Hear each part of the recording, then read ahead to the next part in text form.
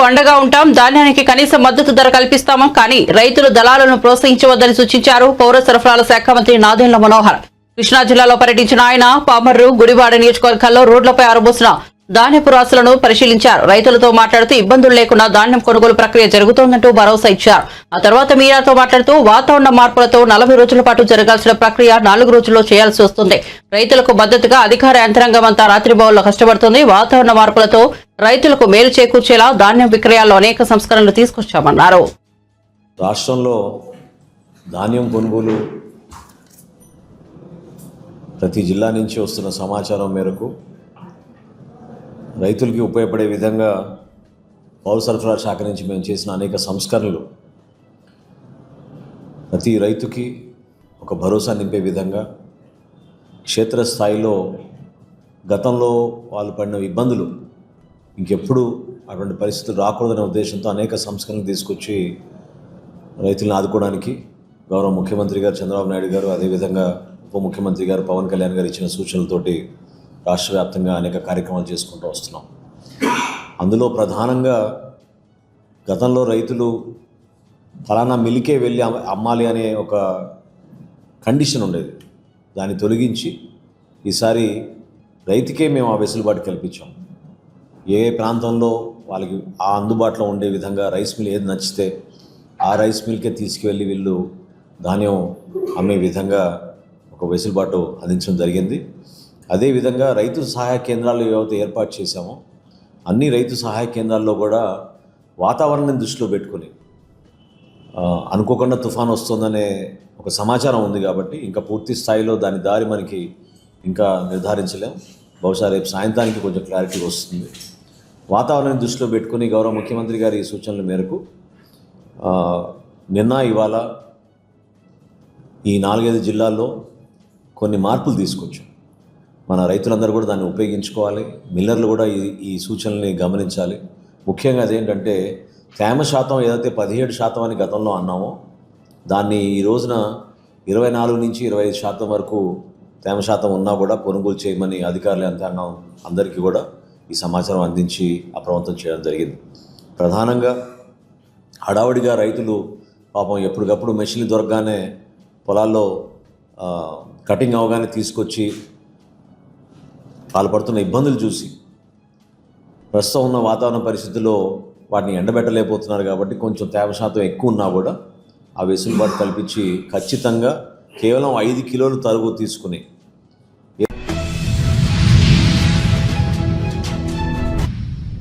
BRS అవినీతి పాలనలో నేను భాగస్వామిని కావద్దనే పార్టీ మారారని 10 ఏళ్లు బీఆర్ఎస్ పాలకులు తెలంగాణను దోచుకున్నారని మాజీ మంత్రి స్టేషన్ గన్పూర్ ఎమ్మెల్యే కడియం శ్రీహరి వ్యాఖ్యలు చేశారు. నేను ₹1 తీసుకున్నట్లు నిరూపిస్తే జనగామగడ్డపై ముక్కు నేలకు రాస్తారని కడియం శ్రీహరి సవాల్ విసిరారు. తెలంగాణ వనరులను కొల్లగొట్టి 1000 ఎకరాలు దోచుకున్నారని, ఫామ్ హౌస్ లో ప్యాలెస్ లో నిర్మించుకున్నారని కడియం ఆరోపించారు. కేటీఆర్ కు జైలుకు వెళ్లాడనే భయం పట్టుకుందన్నారు. బీఆర్ఎస్ పాలకులు తప్పులు ఒక్కొక్కటిగా బయటపడుతున్నాయని, త్వరలోనే వారి చేసిన పాపాలకు శిక్ష అనుభవించక తప్పదని కడియం వ్యాఖ్యానించారు.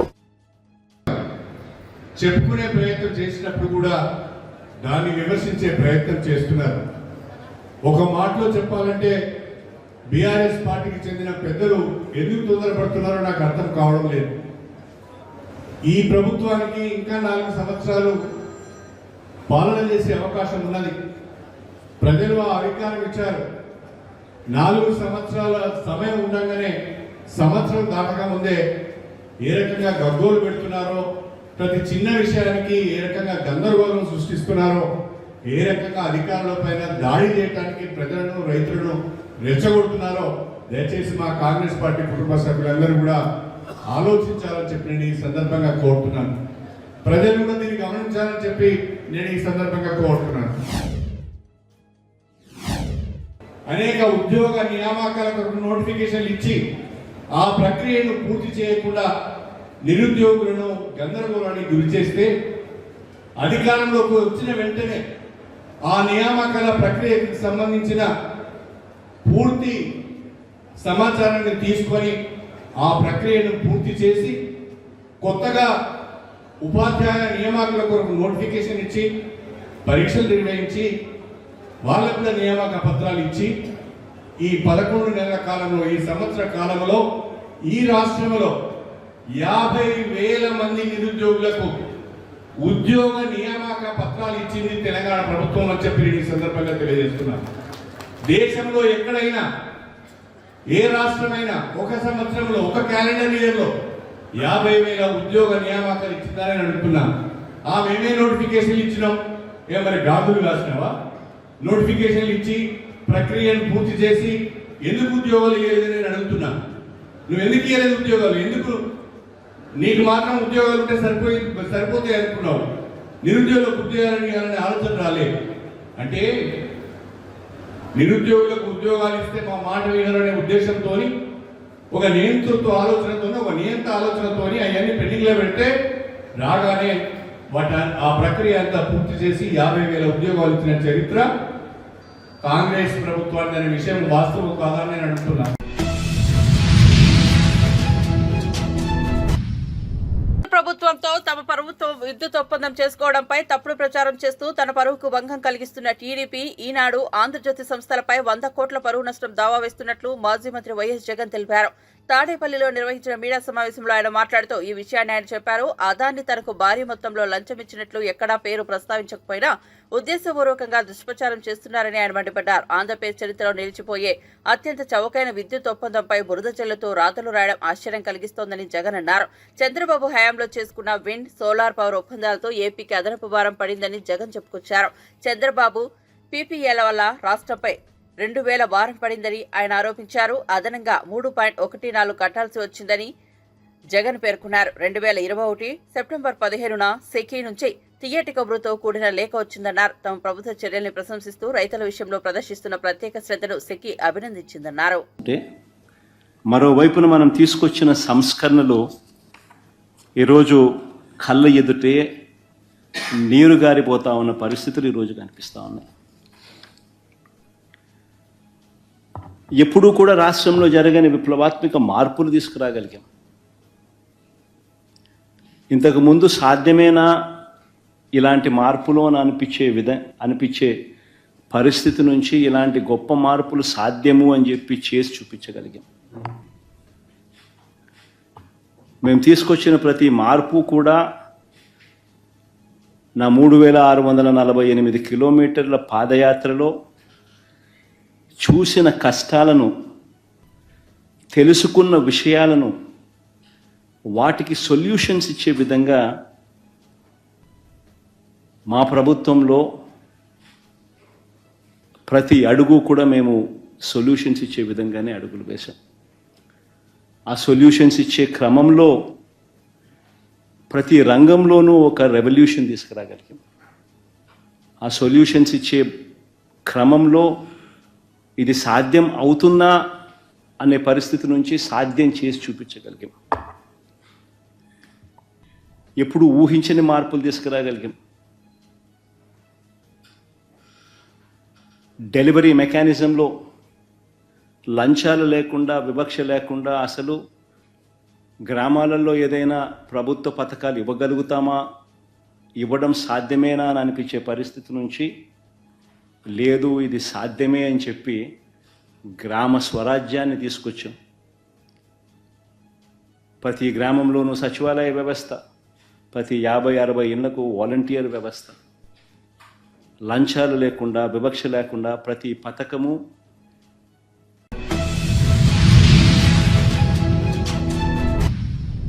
అనంతపురం జిల్లాలో రైతులు ఎదుర్కొంటున్న సమస్యలపై రాష్ట్ర ప్రభుత్వం దృష్టికి తీసుకెళ్లాల్సిన వాటిపై చర్చించామని ఆర్థిక శాఖ మంత్రి పయ్యావుల కేశవ్ తెలిపారు. అనంతపురంలో 14 టీడీపీ ఎమ్మెల్యేలను గెలిపించిన జిల్లా ప్రజల రుణం తీర్చుకునేలా నిర్ణయాలు తీసుకున్నామన్నారు. జిల్లాలో సాగునీటి ప్రాజెక్టులకు పూర్తి చేసేలా నిర్ణయం తీసుకున్నామని మంత్రి పయ్యావుల చెప్పారు. టీడీపీ జిల్లా సమన్వయ కమిటీ సమావేశానికి మంత్రి పయ్యావుల కేశవ్, మంత్రి టీజీ భరత్ ఎమ్మెల్యేలు హాజరయ్యారు. జిల్లాలో రైతాంగం ఎదుర్కొంటున్నటువంటి సమస్యలు, ప్రధానమైనటువంటి సమస్యలు, 14 స్థానాలు ఇచ్చినటువంటి అనంతపురం జిల్లా ప్రజల రుణం తీసుకునే దిశగా తెలుగుదేశం పార్టీ పనిచేయాలి, ఆ దిశగానే ప్రభుత్వం పనిచేయాలి అనేటువంటిది ప్రతి ఒక్కరూ కూడా అభిప్రాయాన్ని వ్యక్తం చేయడం జరిగింది. దీంతో పాటు ప్రధానంగా ఉన్నటువంటి సాగునీటి ప్రాజెక్టుల మీద శ్రద్ధ పెట్టాలి, కేంద్ర కార్యాలయాన్ని నిర్మించుకోవడానికి అనువైనటువంటి స్థలం తీసుకుని దాంట్లో జిల్లా పార్టీ కార్యాలయం నిర్మించడానికి మేము అందరం కూడా సిద్ధంగా ఉన్నాం. ఎవరో లెటర్లు పెడితే మాత్రం కాదు, ఏ రకంగా గత 5 ఏళ్లలో పోరాడారు ఇవన్నింటినీ కూడా దృష్టిలో పెట్టుకుని అవకాశం ఉన్న ప్రతి ఒక్కరికి కూడా అవకాశం కల్పించడానికే ప్రయత్నం చేస్తున్నారు. భవిష్యత్ కార్యాచరణలో ప్రజలకు మరింత చేరువ కావాలి అనేటువంటిది నిర్ణయం తీసుకోవడం జరిగింది. Thank you.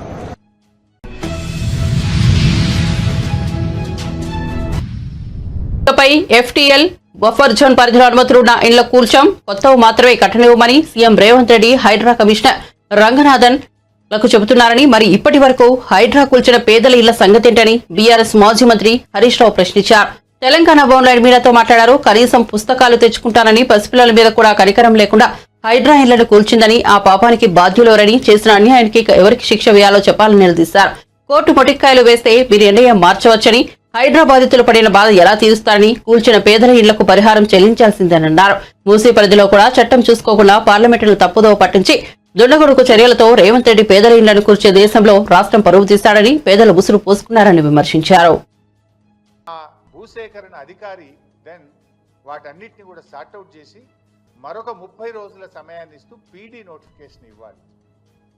So PN, PD 2 నోటిఫికేషన్లు అయిపోయిన తర్వాత అన్ని అబ్జెక్షన్స్ను వాళ్ళకున్న అనుమానాలను నివృత్తి చేసి అబ్జెక్షన్స్ అన్నీ కూడా సార్ట్అవుట్ చేసిన తర్వాత then they have to start the process. కానీ ఇక్కడ అసలు PN వచ్చిందా? అసలు బెనిఫిషియరీ నోటిఫికేషన్ అయిందా? అసలు DPR వచ్చిందా? DPR లేదు, బెనిఫిషరీని గుర్తించలేదు, ఎన్యూమరేషన్ జరగలేదు, PN నోటిఫికేషన్ రాలేదు, PD రాలేదు, పేదల ఇండ్లు కూలగొట్టేసిండ్రు, తీసుకుపోయి డబుల్ బెడ్రూమ్లో వాడేసిండ్రు. వాస్తవానికి చట్టం ఏం చెప్తుంది? ఇది గతం మన రాష్ట్రంలో మేము అమలు చేశాం. కేసీఆర్ గారి నాయకత్వంలో మల్లన్న సాగర్లో కావచ్చు, కొండపోచమ్మ సాగర్లో కావచ్చు, పాలమూరు ఎత్తిపోతల పథకంలో కావచ్చు, సీతారామాలో కావచ్చు, అనేక ప్రాజెక్టులలో మన రాష్ట్రంలో అమలు చేసి ఉన్నాం. ఏం చేయాల్సి ఉంటుంది ఈ చట్ట ప్రకారంగా? First PN, take the objections and sort it out, then go for PD, take the objections and sort it out. PN, PD అయిన తర్వాత వాళ్ళు ఉంటున్నటువంటి స్ట్రక్చర్, అది గుడిసేనా, గూనె పెంకల ఇల్లా, అది పక్కా ఇల్లా, ఏదైనా కూడా ఆ ఇంటికి R&B లేదా పంచాయతీరాజ్ అధికారులు వెళ్ళి ఆ పాత ఇంటికి ఎంత వాల్యూ ఉంటుందో వాల్యుయేషన్ చేస్తారు. వాల్యుయేషన్ చేసి డిప్రిషియేషన్ కూడా, ఒకవేళ పాత స్ట్రక్చర్ అయితే డిప్రిషియేషన్ తీసేసి దాని నెట్ వాల్యూకు రెండంతల డబ్బును ఆ ఇంటి యజమానికి ఇవ్వాలి. ఇది జరిగిందా మన దగ్గర? నో. పాత ఇంటికి ఇంజనీర్లు ఎస్టిమేట్ చేసి డిప్రిషియేషన్ తీసేసి నెట్ వాల్యూ మీద 2 అంతల డబ్బు ఆ ఇంటి యజమానికి ఇవ్వాలి. This is number 1. Number 2, wage loss, అంటే వాళ్ళు ఉపాధి కోల్పోతారు. నిజంగా మూసీలో ఎవరి ఇండ్లు పోయినా ఎక్కువ ఎవరి పోతున్నాయి ఈ నిమిషానికి? వాళ్ళు ఇనుప సామాన్ అమ్ముకునేటోళ్ళు.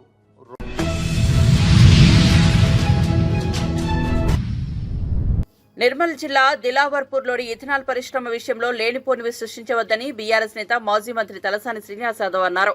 బాధ్యత గల వ్యక్తులు వివరాలు తెలుసుకున్న తర్వాత విమర్శలు చేయాలని హితవు పలికారు. ఇథనాల్ పరిశ్రమ తలసాని కుటుంబందేనంటూ కాంగ్రెస్ నేతలు ఆరోపణలు చేసిన నేపథ్యంలో ఆయన స్పందించారు.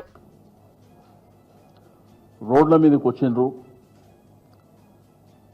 అధికారులను దిగ్బంధం చేసిండ్రు. ఇవన్నీ మనం టీవీలో పేపర్లో చూసినటువంటి అంశాలు. ఆ ప్రాబ్లం ఏంది సాల్వ్ చేయాలంటే గవర్నమెంట్ ఏమి ఇనిషియేటివ్ తీసుకుంటుందో తీసుకోవాలి. అది పక్కన పెట్టి నా మీద ఏదో ఎలిగేషన్ చేసి ఆ కంపెనీకి మా కొడుకు కానీ మాకు కానీ ఎటువంటి సంబంధం లేదు. రెండోది, మీరు ప్రూవ్ చేస్తే మీకే రాసిస్తాం. 1, 2016 అంటే 8 సంవత్సరాల క్రితం రాజమండ్రి ప్రాంతంలో PMK డిస్టిలేషన్స్ కంపెనీ అని ప్రారంభించి ఒక గ్రూప్, ఒక 8-9 మంది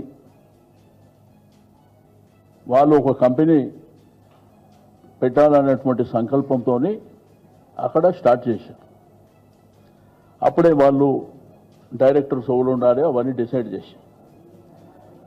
అది 2016, 8 సంవత్సరాల క్రితం. అది కూడా సెప్టెంబర్. ఆ తర్వాత అప్పుడు తెలుగుదేశం ప్రభుత్వం ఉండే అక్కడ ఆంధ్రప్రదేశ్, అది వర్కౌట్ కాలే. ఆ తర్వాత 3 నెలలే అంటే 2016 డిసెంబర్లో అందరు రాజీనామా చేశారు. మీరు గూగుల్లో చెక్ చేస్తే క్లియర్గా తెలుస్తుంది. ఈ దాపరికం దాచిపెట్టేది ఏమీ లేదు. అది అక్కడికి క్లోజ్ అయిపోయింది. 2016లో క్లోజ్ అయిపోయింది. ఆ పేపర్ తీసుకొని ఆ పేపర్ ఎన్నో పట్టుకొని ఇది చూపిస్తారు మీకు. నేనన్నా బాధ్యత గల ప్రభుత్వం జరుగుతున్న పరిణామాలు ఏంది, రైతాంగం అక్కడ ధర్నా ఎందుకు చేస్తుండ్రు, అక్కడ కంపెనీ రావద్దని వాళ్ళు రోడ్ల మీదకి ఎందుకు వచ్చిండ్రో అది పరిష్కారం చేస్తే బాగుంటుంది. కానీ ఏదో టీఆర్ఎస్ పార్టీనే టార్గెట్ చేయాలి, మమ్మల్నే టార్గెట్ చేయాలి అనే సంకల్పం నిన్న మాట్లాడడం అది మంచి పద్ధతి కాదు. మీరు మాట్లాడేటప్పుడు అన్ని విషయాలు తెలుసుకోవాలి. ఫస్ట్ ఎలిగేషన్ చేసేటప్పుడు మీరు అన్ని విషయాలు తెలుసు. టీఆర్ఎస్ కీలక నేత ఆర్మూర్ మాజీ ఎమ్మెల్యే జీవన్ రెడ్డి కాంగ్రెస్ ప్రభుత్వంపై ఫైర్ అయ్యారు. రాష్ట్రంలో ప్రజాపాలన నడవడం లేదని, రేవంత్ ప్రెస్టేషన్ పాలన నడుస్తోందని విమర్శించారు. కాంగ్రెస్ ప్రభుత్వంపై తెలంగాణ రైతులు తీవ్ర ఆగ్రహంతో ఉన్నారని తెలిపారు. రాష్ట్ర రైతులను అరెస్ట్ చేయడమేనా ప్రజాపాలన అంటూ ఆయన ఈ సందర్భంగా ప్రభుత్వాన్ని ప్రశ్నించారు. అలాగే కాంగ్రెస్ 11 నెలల పాలనలో అన్ని వర్గాలకు అన్యాయం జరిగిందని, ప్రజా సమస్యలపై హైకోర్టు చివాట్లు పెడుతున్నా సీఎం రేవంత్ రెడ్డి తీరు మారడం లేదని బీఆర్ఎస్ మాజీ ఎమ్మెల్యే జీవన్ రెడ్డి ఆగ్రహం వ్యక్తం చేశారు. నువ్వు 1/3 పెరిగి 2/3 నీళ్ళు మరి చేరుది కాదే. నీకున్న పిల్లల ప్రకారం స్ట్రెంత్ 26 లీటర్లు కావాలనుకున్నాను. 26 లీటర్లు అంటే ఒక లీటర్ 10 గంటలు వస్తుంది. నేను 300 మంది పిల్లలు ఉన్నాను. 1 లీటర్ 10 మంది పోయాలి. పూస్తూ కప్పులు ఇస్తాను. అది ఈ మొత్తం గిన్నె నిండితేనే నీకు వస్తుంది. నీకు 30% లేదు పెరుగుతాను. Chicken mutton or chicken mutton or chicken mutton or chicken mutton or chicken Sunday 6 అయ్యేలాగా చూస్తాను. Wednesday compulsory chicken chicken or mutton ఏదన్నా. కానీ అవి 2 బడ్జెట్ సరిపోతుంది. ఇంతకుముందు మనం అది ఏదైనా గవర్నమెంట్ ఇచ్చిన మెనూ మీరు ఫాలో కావాలి. అవును, ఈ బడ్జెట్ సరిపోవటం లేని సమస్య కాదు. You're not following it. You're not following it. 5 days egg you have to give. Weekly twice non-veg you have to give. Not just once. ఇది నేను అన్నది కాదు. ఇది నేను మీరు చూసినా చెప్పండి. నువ్వు నాకే లోపడుతుంది. వారానికి 5 పొడుగులు ఇవ్వాలి. నేను ఒకసారి ఇచ్చినంత ముందు 8 రోజులకి పొడుగులు ఇవ్వాలి. వారానికి ఎన్నిసార్లు నాన్-వెజ్ ఇస్తుండ్రు?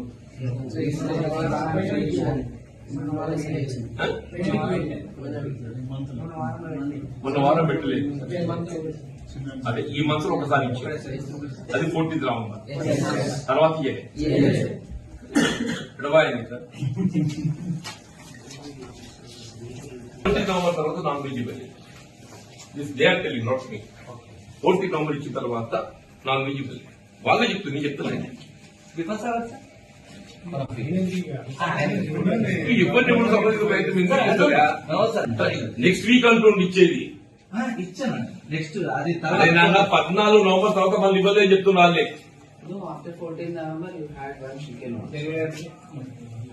చెప్పిన వాళ్ళు మనుషులు. మనమే కాదు మనుషులు, వాళ్ళు కూడా మనుషులే.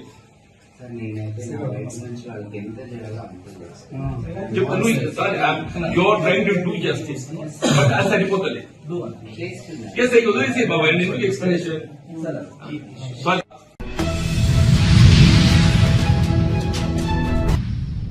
విద్యార్థుల మీద రాజకీయం చేయవద్దని, విద్యార్థి నాయకుడిగా సమస్యలపై అవగాహన ఉందని మంత్రి పొన్నం ప్రభాకర్ ఆగ్రహం వ్యక్తం చేశారు.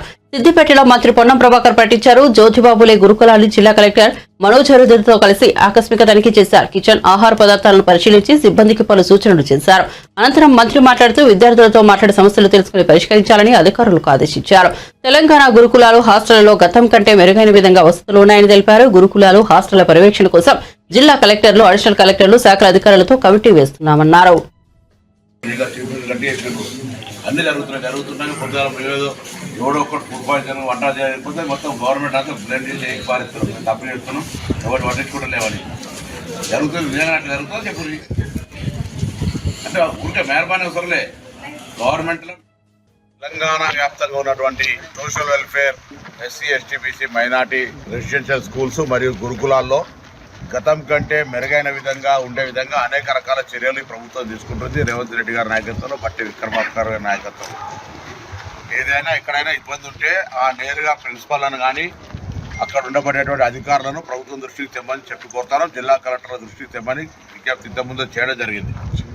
ఇప్పుడు కూడా వెంటనే ముఖ్యమంత్రి గారి సూచన మేరకు జిల్లా కలెక్టర్లు, అడిషనల్ కలెక్టర్లను జిల్లా స్థాయిలో కమిటీగా వేస్తూ 4 వెల్ఫేర్ అధికారులు, ఎస్సీ, ఎస్టీ, బీసీ, మైనారిటీ అధికారులు, అదేవిధంగా ఆరోగ్యానికి సంబంధించి చూడడానికి డిఎంహెచ్ఓను, ఆ ప్రాంతం ఆ స్కూల్ యొక్క ప్రిన్సెస్ బాగుండడానికి డిఆర్డిఓ గారు, దాని తర్వాత విలేజ్ సెక్రటరీ కానీ ఆ ప్రాంతంలో ఉండేటువంటి విధంగా డిపిఓలను సభ్యులుగా చేస్తూ కమిటీ వేస్తూ ఇదే ఫార్మేట్లో మండల స్థాయిలో కూడా వేస్తూ ప్రతి 15 రోజులకు ఒక్కసారి ఆ పాఠశాల సందర్శన లేదా నివేదికలు తీర్చే కార్యక్రమం.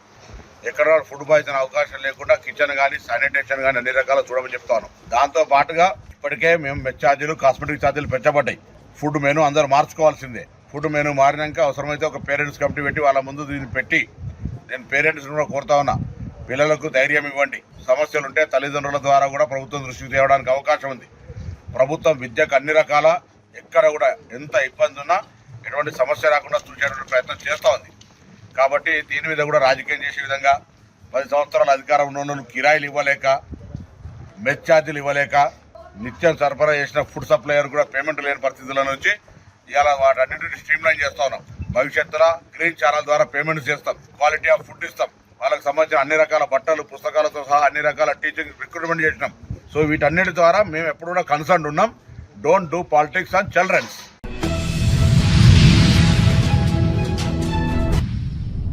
బీఆర్ఎస్ వర్కింగ్ ప్రెసిడెంట్ కేటీఆర్, ఆ party senior MLA Harish Rao Hyderabad BRS Bhavan లో కార్యకర్తలతో కలిసి భోజనం చేశారు. ఈ ఇద్దరు నేతలు టేబుల్ పై ఎదురెదురుగా కూర్చుని భోజనం చేశారు. తమకు ఏం కావాలో సర్వర్లను అడిగి మరీ తెప్పించుకున్నారు. సరదాగా మాట్లాడుకుంటూ వారు భోజనం చేశారు. ఇందుకు సంబంధించిన వీడియో నెట్టింట వైరల్ గా మారింది.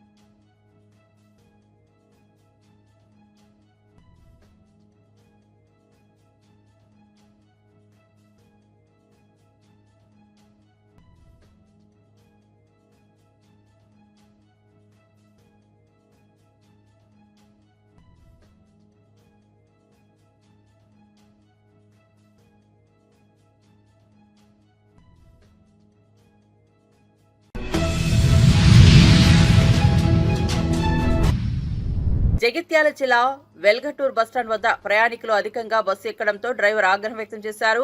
ఫుడ్ బోర్డుకు వేలాడుతూ ప్రయాణం చేస్తే ప్రమాదాలు జరుగుతాయి, ఉద్యోగం పోతుందని భయమేస్తుందంటూ బస్సు నిలిపేశారు. ఫ్రీ బస్ పథకం వల్ల స్థలం దొరకడం లేదని ప్రయాణికులు కూడా అసహనం వ్యక్తం చేశారు.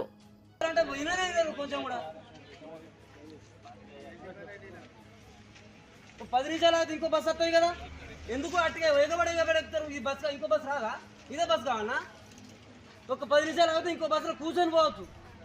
తలకాయ గింత కూడా ఆలోచించండి. ఆడ మొన్న కరీంనగర్లో పడి కింద చచ్చిపోయాడు. అందరికీ కింద 20 లక్షలు వచ్చినాడు. డ్రైవర్లు కండక్టర్ జైల్లో ఊరుకున్నారు. మాట్లాడే బిడ్డ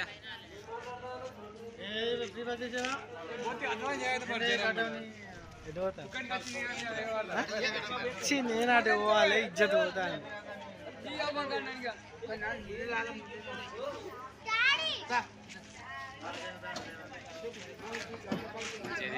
ఏమని మాకేసరి పడదు బస్సులు పంపిది మీరు మంచిరాలు దింపితే మొత్తం పోతాయి.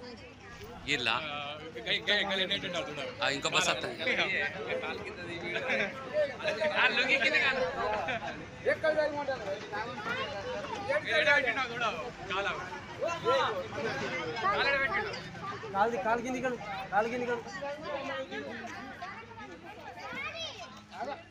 చిన్న పాపం పెట్టాడు. పాప కింద పట్టట్లా. అరే మీరు దిగలేరు, ఏమైతే అని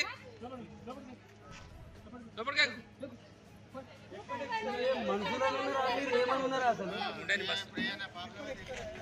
అగో ఎందుక టైర్ ఊసిపోతుంది, రేడియో ఊసిపోతుంది. మొత్తం అంగింది టైర్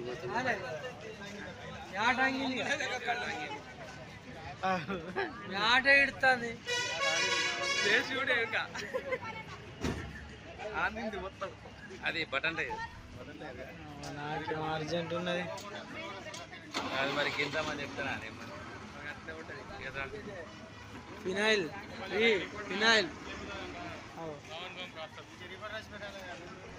ఇంకా బస్ పంపియానా మా బండి నువ్వు గడు మంచిరాలు నింపితే ఏమవుతుంది?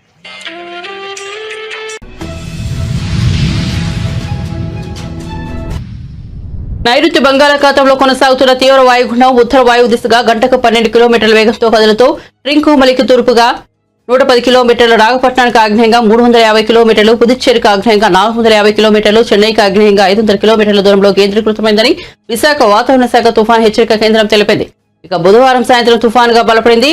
పెంగల్ తుఫాన్ శ్రీలంక తీరాన్ని దాటి తమిళనాడు తీరం వైపు కదిలే అవకాశం ఉంది. ఈ నెల 30న దక్షిణ తమిళనాడు, శ్రీలంక మధ్యలో తీరం దాటే అవకాశాలు ఉన్నాయని, ఆ తర్వాత బలహీనపడి తీవ్ర వాయుగుండంగా మారనున్నట్లు వాతావరణ శాఖ వెల్లడించింది. దీని ప్రభావంతో దక్షిణ కోస్తా ప్రాంతాల్లో పలు చోట్ల గురు, శుక్రవారాల్లో శనివారాల్లో భారీ నుంచి అతి భారీ వర్షాలు, రాయలసీమలో అక్కడక్కడ భారీ వర్షాలు కురిసే అవకాశం ఉంది. మిగిలిన ప్రాంతాల్లో తేలికపాటి నుండి మోస్తరు వర్షాలు పడతాయని వెల్లడించింది.